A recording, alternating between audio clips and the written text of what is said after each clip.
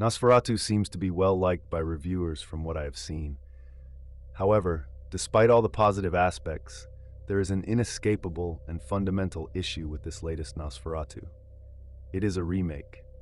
Regardless of how well it is executed or how expertly it captures the spirit of the original, it lacks the crucial ingredient of originality. A remake can never fully escape the shadow of its predecessor, and this particular Nosferatu serves as a stark reminder of the limitations that remakes inherently possess. The new film's director appears to have an acute understanding of the original's unsettling atmosphere, utilizing modern cinematic technology to enhance the eerie, otherworldly feeling that defined the original. But it is still a remake. While remakes can bring new life to old stories, they can also suffocate the very originality that made the original film so iconic. The 1922 Nosferatu was groundbreaking for its time, not just because of its chilling atmosphere, but because it was one of the first films to craft an entirely new kind of horror. The unearthly creature of Count Orlok broke new ground in the portrayal of cinematic monsters. The film itself pushed the boundaries of what cinema could achieve in terms of both visual storytelling and its ability to evoke fear. A remake, by definition, cannot capture this same sense of groundbreaking innovation. The new Nosferatu may do an admirable job of recreating the aesthetic, but it does so by following the template established almost a century ago. Even with modern technology and techniques, the 2024 film can only echo the past rather than forge a new path in horror cinema.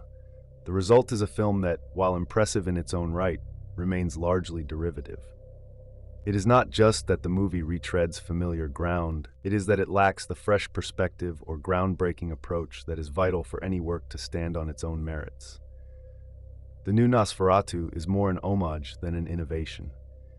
The appeal of nostalgia is a powerful force in contemporary cinema, and it's easy to see why remakes, especially of iconic films like Nosferatu, are so popular.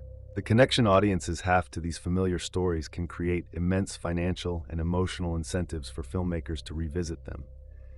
The desire to update or reimagine classic films, particularly those in the horror genre, is understandable, as it offers an opportunity to engage with a new generation of viewers while capitalizing on the timelessness of the original. However, nostalgia, while a powerful tool, is also a double-edged sword. In Nosferatu, the filmmakers' adherence to the original's structure and story often feels more like an obligation than an opportunity to explore new ideas. The film's commitment to recreating the same plot, with minor variations and updates, ultimately leaves little room for creative risk-taking. By relying on the audience's familiarity with the original Nosferatu, the 2024 version is free from the need to develop a truly unique vision or narrative. The story is already well known. It is its atmosphere, visual execution, and interpretation of the vampire mythos that are supposed to stand out, yet all of this feels somewhat secondary to the mere act of recreating a familiar classic. This brings to light the central problem with remakes. They often become trapped in the past. Filmmakers may set out to honor the original work, but in doing so, they often suppress any meaningful exploration of what Nosferatu could be in a modern context. The 2024 version, despite its strengths, is a film caught between two worlds, respecting the legacy of the original, while also facing the need to be fresh and inventive. Ultimately, the film never fully escapes the shadow of its predecessor. It's undeniable that the 2024 Nosferatu is an impressive technical achievement, and it does a fine job of capturing the chilling essence of its source material. However, its existence as a remake casts a long shadow over its creative potential. The film, no matter how well it is executed, cannot escape the fact that it is built upon a foundation already laid by the original.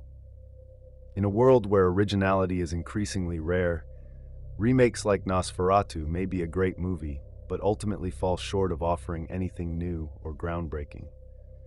While the film's merits should not be overlooked, they should also be viewed in the context of its lack of originality. It would have been amazing to get a new original movie with a new character that can stand on its own and not be forever compared to the original.